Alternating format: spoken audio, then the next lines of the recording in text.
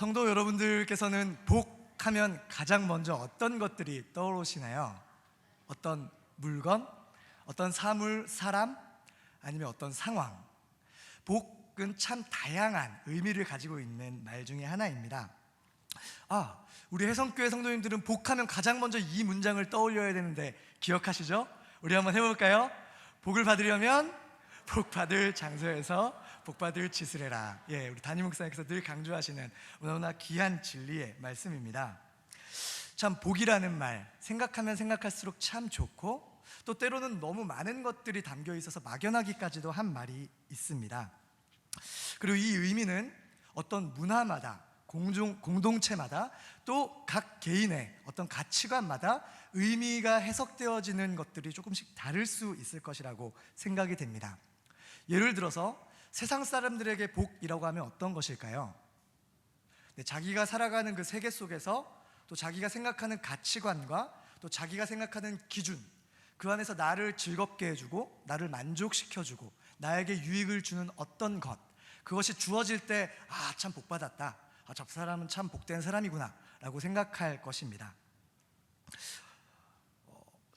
또 예를 들면 예상치 못했던 어떤 수입이나 승진, 또 자녀들이 잘됨, 이런 것들을 보고 또한 복을 받았다라고 보통 우리는 이야기를 하죠.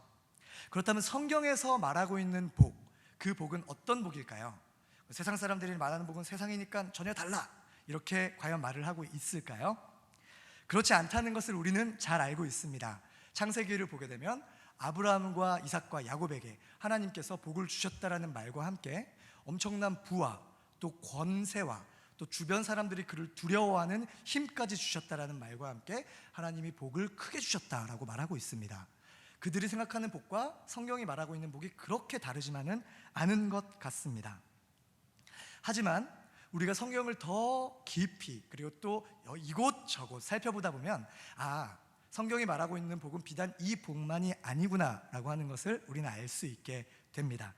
특별히 오늘 사랑하는 성도님들과 함께 살펴본 시편 119편에서도 이 복이라는 말이 등장하는데요, 1절을 함께 보시면 행위가 온전하여 여호와의 율법을 따라 행하는 자들은 복이 있으며, 이어지는 2절에서도 여호와의 증거들을 지키고 전심으로 여호와를 구하는 자는 복이 있도다 라고 시편 119편의 시인은 노래하고 있습니다.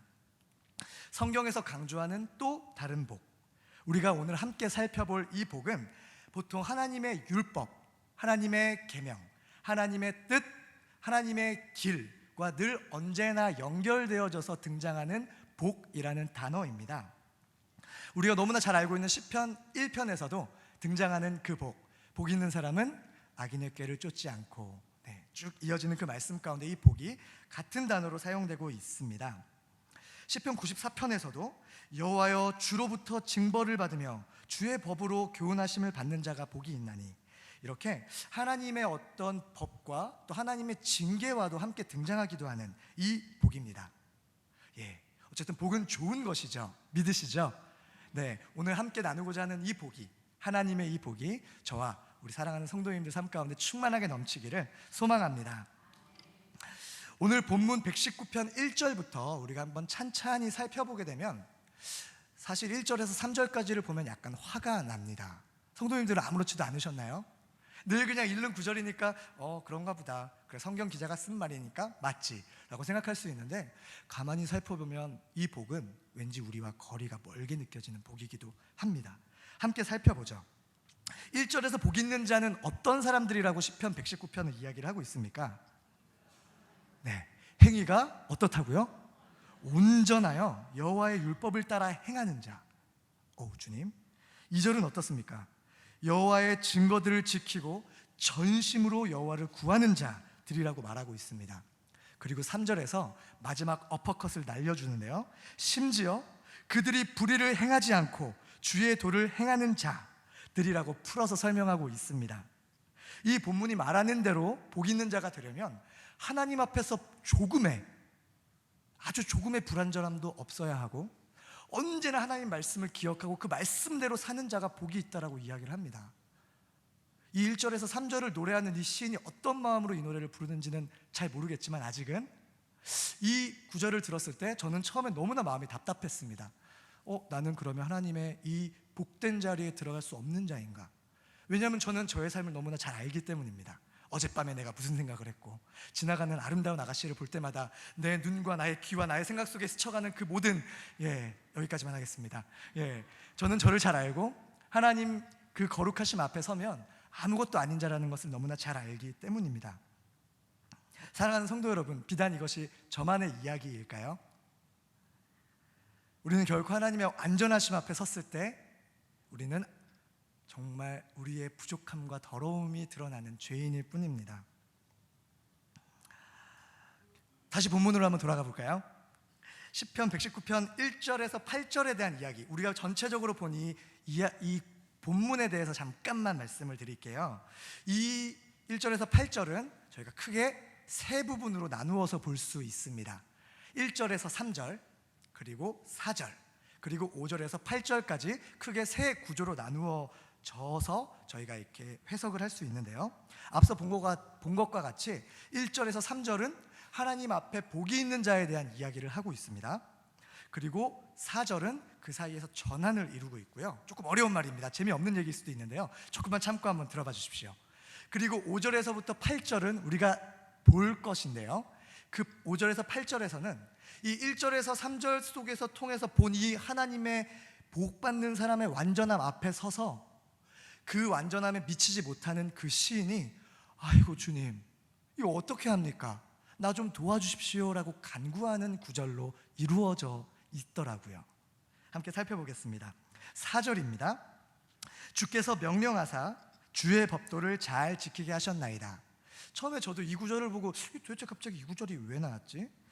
그 복받는 사람은 하나님이 명령을 주셨기 때문에 법도를 그냥 잘 지키게 하시나 보다 라고 설명을 그냥 이해를 했었는데요, 조금 더 이 말씀과 또 다른 성경책들, 또 그리고 제가 짧은 히브리어지만 또 성경 원문도 요즘에 컴퓨터 프로그램으로 잘 돼 있어요. 제가 다 못 외워도 이렇게 되면 이렇게 뜻과 그런 시제들이 나와서 해석을 조금 더 명료하게 할 수 있도록 도움을 주고 있습니다.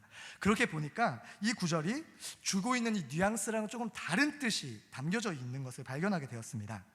뜻은 주께서 명령하셨는데, 무엇을 명령하셨냐면 하나님의 법도, 이것을 성실하고 근면하게 잘 지키라고 우리에게 명령하셨습니다 라고 4절은 이야기하고 있습니다. 1절에서 3절에서 그 명령을 잘 지키는 사람은 복이 됐다고 이야기하면서 4절에서 이 명령을 잘 지키라고 주님 명령하셨습니다. 그런데 하고 하나님 앞에 간구로 들어가기 위한 잠깐의 전환으로 이 4절이 등장하고 있는 것을 발견하고 저는 너무너무 기뻤습니다. 왜냐하면 저는 그 뒤에 하나님께 간구하는 그 시인의 마음에 더 가까운 사람이기 때문입니다. 함께 5절을 살펴보실까요? 5절은 함께 한번 읽어보겠습니다. 시작. 내 길을 굳게 정하사 주의 율례를 지키게 하소서. 잘 보시면요, 기도문으로 되어 있습니다. 하나님, 나의 길을 굳게 정해 주십시오. 그래서 내가 주의 율례를 제발 좀 지키게 해 주십시오. 우리 한국말의 번역에는 잘 드러나 있지 않은데요, 이 히브리어에 처음 등장하는 이 단어를 보니까 아하르라는 말인데, 이 말 속에는 오 주님이라는 이런 감탄사, 하나님께 이렇게 간절히 바라는 이런 말이더라고요. 오 주님, 그 말로 쓰여져 있었습니다. 그래서 이 시편 기자는 이 5절을 통해서 주님, 제발 나의 이 길을 하나님의 그 길로 굳혀주셔서 내가 하나님 말씀대로 행할 수 있도록 도와주십시오 라고 간절히 하나님께 간구를 하고 있습니다. 자신의 길을 하나님께 맡기면서 또 하나님께서 그 길을 굳게 정해달라고 기도하는 사람은 어떤 사람일까요? 자신의 명성과 자신의 부귀, 자신의 욕심대로 자신의 길을 개척해 나가는 사람의 삶일까요? 아니면 하나님의 말씀 안에서 그 말씀대로 살기를 간절히 바라고, 내가 비록 바라고 내가 즐거워하는 길은 있지만 그것이 하나님 말씀 안에서 바른가, 그러한가를 언제나 점검해보고, 또 그것이 하나님의 말씀에 어긋나 있다면 하나님의 말씀에 순종하려고 노력하는, 하나님께 무릎 꿇는 자의 삶일 것입니다. 우리 예수님의 삶을 한번 생각해 볼까요? 우리 예수님은 하나님의 아들이시고 하나님의 본체이시죠. 그 예수님께서 사람의 몸을 입고 이 땅에 2000년 전에 오셨습니다. 그 예수님은 이 땅에서 자신의 삶을 개척할 권세도, 자신의 뜻대로 말하고 행동할 능력도 있으셨지만 예수님께서 우리에게 말씀하셨죠. 나는 하늘에 계신 아버지의 뜻만을 행하고 아버지께서 내게 가르쳐 주신 것만을 내가 말한다. 우리 예수님께서도, 하나님이신 예수님께서도 아버지의 뜻만을 구하며 그 뜻에만 순종하면서 사셨습니다. 그렇게 예수님께서는 십자가의 길을 가셨고 그 십자가 위에서 생명을 내어주셨습니다. 십자가의 길, 성도 여러분들에게 각자에게 하나님께서 주신 그 길은 어떠한 길들인가요? 또 그 길대로 지금까지 잘 걸어오신 줄로 믿습니다. 하지만 이 길이 결코 쉬운 길은 아니죠. 저는 짧은 32년의 삶을 살았지만 저보다 훨씬 많은 삶을 사신 우리 성도 여러분들께서는 그 길이 녹록지 않다라는 것을 너무너무 잘 알고 계십니다. 우리 예수님도 그 길을 가실 때 신음하셨던 것 기억하시죠? 겟세마네 동산에서 십자가에 달리시기 그 바로 전날 밤에 하나님께 간구하셨잖아요. 땀이 피가 되도록 간구하시면서 하나님, 할 수 있으시겠거든 이 잔을 내게서 옮겨주십시오. 이 잔을 내게서 옮겨주십시오. 3번이나 기도하셨습니다. 하지만 늘 끝에 하지만 나의 원대로 마옵시고 아버지의 원대로 하옵소서. 이러한 깊은 신앙의 간구, 십자가의 길을 가는 우리의 삶 가운데 있기를 주님의 이름으로 축복합니다. 이어지는 6절을 함께 살펴보겠습니다. 내가 주의 모든 계명에 주의할 때에 부끄럽지 아니하리라. 하나님 말씀에 주의하다, 하나님 말씀에 주의하다라는 것 어떤 뜻일까요? 하나님의 말씀에 주의하다. 자동차 운전을 예로 한번 들어보겠습니다. 운전하시는 분들은 물론이며 여기서 아직 운전면허를 소지하지 않으신 분들도 너무나 잘 알다시피 우리는 운전을 항상 주의해서 해야 합니다. 아무리 내가 잘 몰라도 교통도로 법규를 잘 준수한다 할지라도 나의 실수가 아닌 다른 사람의 실수에 의해서 사고가 발생할 확률이 많죠. 그래서 우리는 언제나 깨어서 방어운전 해야 되는 것 너무나 잘 알고 있습니다. 하지만 오랫동안 너무나 멋지게 이렇게 안전운전, 베스트 드라이버로서 이렇게 살아가시는 분들은 이제 가끔씩 운전하시면서 DMB도 시청하시고 이렇게 스마트폰으로 이렇게 문자까지 이렇게 전화도 하시고 때로는 뒤에 있는 짐들도 이렇게 꺼내시는 능숙함들을 보여주시곤 하는데요. 그러다가 어쩌다가 사고가 나는 일들을 우리가 비일비재하게 듣게 됩니다. 우리 모두는 알고 있어요. 언제나 운전은 주의해서 해야 하고 언제나 우리는 방어운전을 해야 된다는 사실을. 하지만 이 운전자들이 과연 그 사실을 몰라서 그렇게 잠시 부주의한 운동을 할까요? 운전을 할까요? 그렇지 않습니다. 그들은 그 말씀, 그 진리에 주의하지 않습니다. 심지어 그 말을 믿지 않아요. 그보다 나의 경험, 내가 이렇게 운전했을 때 사고 안 났어, 나 괜찮아, 나 정도면 대처할 수 있어라는 자신의 믿음이 생깁니다. 그리고 다른 일들을 합니다. 그러다가 종종 불의의 사고를 맞이하는 분들이 계십니다. 이와 같이 우리는 하나님 아버지의 말씀에 주의한다는 것, 우리는 하나님 말씀을 사실 이곳에 이 오전 이 이른 시간에 이른 시간은 아니군요. 점심시간이 다 됐네요. 이 시간을 내어 이곳에서 예배하는 성도님들이라면 하나님 말씀을 절대 모르지 않으시죠. 그렇죠? 하나님 말씀 잘 아시죠? 성도 여러분, 아멘입니다. 우리 정 목사님께서도 얼마나 잘 말씀을 전해주십니까? 목사님 저 귀엽죠? 하지만 우리는 이 하나님 말씀을 잘 안다고 이야기하고 말씀 너무나 자주 듣고 그 말씀대로 기도는 하지만 너무나 자주 내 생각대로, 그래 말씀은 이렇지만 내가 좀 이렇게 살았는데 이게 좀 맞는 것 같으라는 나의 생각과 나의 가치관이 앞서 나갈 때가 너무나 종종 자주 있다는 사실을 조금만 우리의 삶을 되돌아보게 됐을 때 우리는 알 수 있게 됩니다. 그래서 오늘 시편 기자도 이렇게 이야기를 합니다. 내가 주의 모든 계명에 주의할 때에 그때야 부끄러움을 당하지 않을 것입니다. 즉 시편 기자도 주님의 말씀대로 생활해보지 않았고 그래서 부끄러움을 당했다라는 사실을, 그런 경험이 그에게 있기 때문에 그도 이렇게 고백하는 것이겠죠. 언제나 우리가 주님의 삶에 주의하며 사는 우리가 될 수 있기를 참 소망해 봅니다. 노래는 계속해서 이어집니다. 7절을 함께 읽어보겠습니다. 시작. 내가 주의 의로운 판단을 배울 때에는. 사랑하는 성도 여러분, 하나님께서 우리를 사랑한다는 사실 잘 아시죠? 네, 그리고 하나님은 우리의 아버지가 되시는 분입니다. 이 놀라운 사실, 하나님께서 우리를 너무너무 사랑하시고 심지어 너무나 자주 말씀에 주의하지 않고 또 내 뜻대로 나의 길을 개척할 때가 있는 나의 모습이지만, 그런 우리를 하나님께서는 너무너무 사랑하십니다. 죄인인 우리를 말이죠. 하지만 우리 안에 있는 죄는 하나님께서 미워하십니다. 그래서 그 죄에서 우리가 돌이키기를 바라시죠. 그래서 하나님은 자식을 훈육하는 아버지처럼 우리에게 징계를 내리시곤 합니다. 어떨 때는 좀 따끔거릴 정도로 징계를 하실 때도 있고, 어쩔 때는 좀 아프게 어져 터질 때도 있고, 심지어 어떤 분들은 죽기 직전까지 몰아가셨다가 하나님께 돌아오는 경우들도 드문드문 있죠. 어떤 목사님은 시력을 잃고 하나님께 돌아온 목사님의 간증을 들은 기억도 납니다. 그렇습니다. 모든 징계는 우리를 사랑하셔서 우리가 그릇된 길로 가지 않도록 우리를 가르치시고 이끄시는 하나님의 사랑, 그 사랑의 매인 줄 믿으시기 바랍니다. 하지만 이러한 징계 앞에서 우리는 너무나 자주 그 하나님의 깊은 속뜻 우리는 잘 알지 못하고, 당장 다가온 아픔과 고통 때문에 진짜 왜 하나님은 늘 내 길을 막으시나, 항상 나한테만 이렇게 이런 일들이 생기나, 이렇게 불평하는 엄청난 불신앙의 고백들을 우리가 하고는 합니다.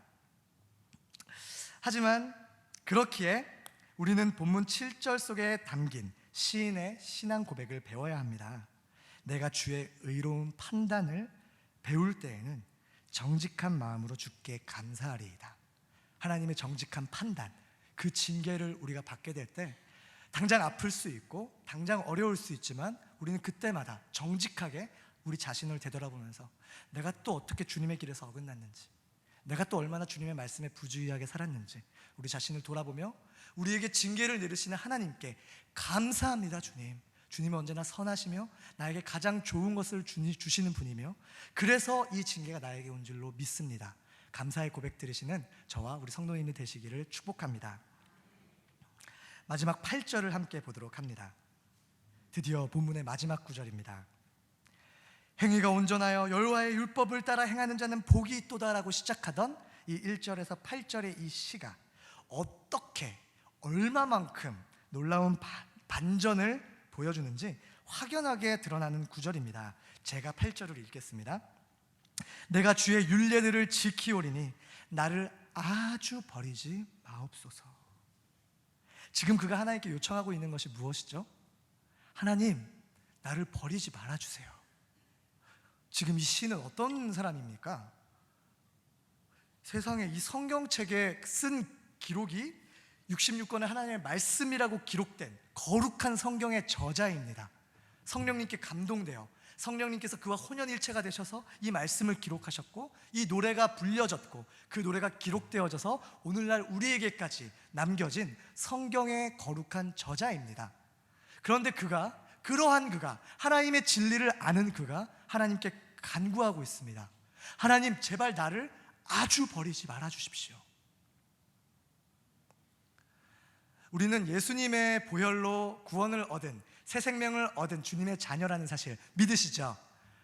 우리가 어떠한 죄를 범하든지 우리는 주님의 안에 있는 생명을 잃을 수 없음 또한 믿으십니까? 갑자기 왜 이렇게 목소리가 작아지셨습니까, 성도 여러분? 다시 한번 여쭙고 싶습니다. 믿음 가운데 대답하겠습니다. 정말 어떠한 죄도, 사망도, 생명도, 하늘과 땅에 있는 어떤 권세도 예수 그리스도 안에 있는 하나님 아버지의 사랑에서 우리를 끊을 수 없음을 고백하십니까? 아멘. 저도 고백합니다. 하지만 정말 강조하고 싶은 것은 예수님의 이 십자가 은혜를 제발 값싼 은혜로 만들지 마시도록 정말 부탁하고 강하게 권면드리고 싶습니다. 하나님의 본체이신 예수님께서는 사람의 몸을 입고 이곳에 오셨으며 이 땅에 오셔서 우리의 모든 죄와 사망과 저주를 끊으셨습니다. 우리 안에 있는 죄를 미워하실 때 우리를 사랑하셔서, 그래서 우리는 십자가를 믿음으로, 그 주님의 사랑을 믿음으로 새 생명을 얻게 되었습니다.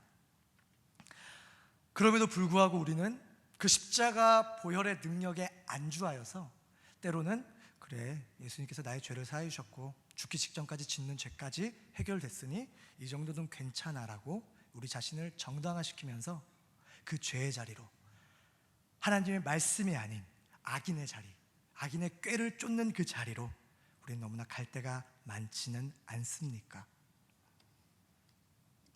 예수님께서는 죽기까지 순종함으로 하나님의 뜻을 좇으며 십자가에서 자신을 희생하셨는데, 나는 내 솜털 하나 상하는 것 아까워하면서 내가 가지고 있는 신앙생활에 머물러 남을 돌아보지 않고 이 교회가 행하고 있는 일들에 관심을 두지 않고 이 열방 가운데 하나님께서 행하시고 있는 일들에 내 마음을 쓰지 않고 누군가 선교사님이 하겠지, 뭔가 열정이 있는 누군가 독특한 사람들이 하겠지, 나는 이 정도 지금 드리고 있는 것도 많이 하니까 라는 정도에 머물러 있지는 않으십니까?